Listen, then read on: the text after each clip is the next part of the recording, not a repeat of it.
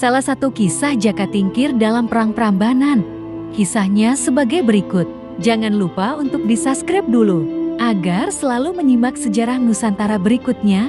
Terima kasih. Assalamualaikum warahmatullahi wabarakatuh.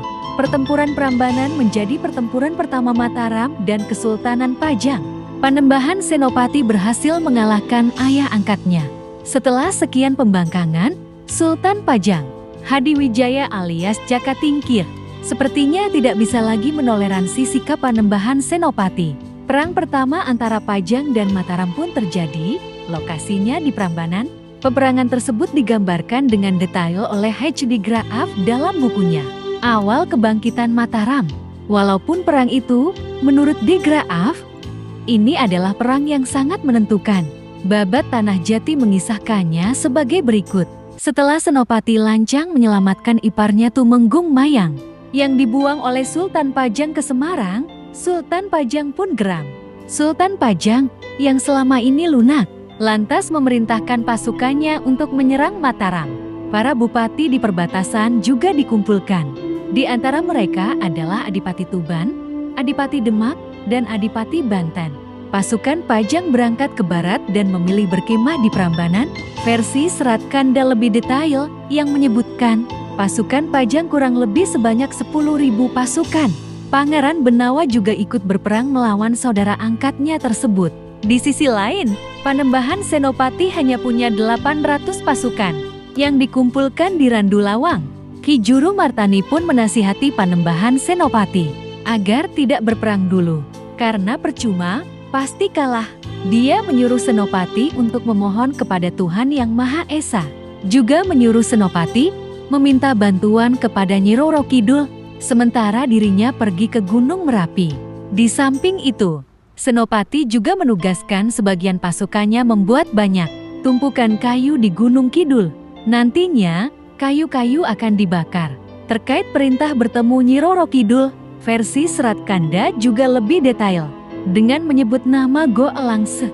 Sementara terkait jumlah pasukan, sumber ini menyebutkan pasukan yang dikumpulkan Panembahan Senopati berjumlah 1.000 orang, yang 300-nya diantaranya ditugaskan di selatan Prambanan. 300 pasukan itu dapat tugas khusus. Begitu terdengar suara letusan Gunung Merapi, mereka harus segera memukul-mukul canang Kiai Bicah dan berteriak-teriak. Sebagai panglima, diangkat Tumenggung Mayang. Semua rencana berjalan sesuai keinginan.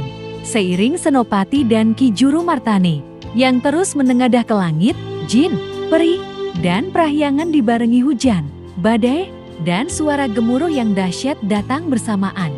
Setelah itu Gunung Merapi meletus, menyemburkan api dan suara gemuruh. Debu pun turun dengan lebatnya. Kali Opak penuh dengan lumpur dan batu-batu besar. Bersamaan dengan itu, tumpukan kayu yang disusun di bukit-bukit di Gunung Kidul dibakar, sehingga tampaklah seperti lautan api.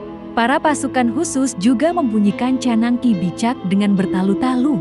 Kombinasi antara gejala alam dan kecerdikan. Ini dimaksudkan untuk menakut-nakuti orang Pajang, tulis di Graaf. Sultan Pajang pun ketakutan. Meskipun Adipati Tuban terus-terusan menggelorakan semangatnya, tapi sepertinya Sultan sudah pasrah dan merasa riwayatnya akan berakhir. Dia juga yakin bahwa dirinya adalah Raja Pajang yang terakhir, dan Senopati akan menjadi penggantinya. Karena gejala alam semakin mengerikan, tentara Pajang lari tunggang langgang, Sultan pun demikian. Mereka menyangka musuh datang menyerang. Bala tentara Pajang yang besar itu pun tersapu bersih dalam sekejap. Maka peperangan pun gagal total. Demikianlah sejarah Nusantara kali ini. Dan nantikan sejarah Nusantara berikutnya. Terima kasih. Wassalamualaikum warahmatullahi wabarakatuh.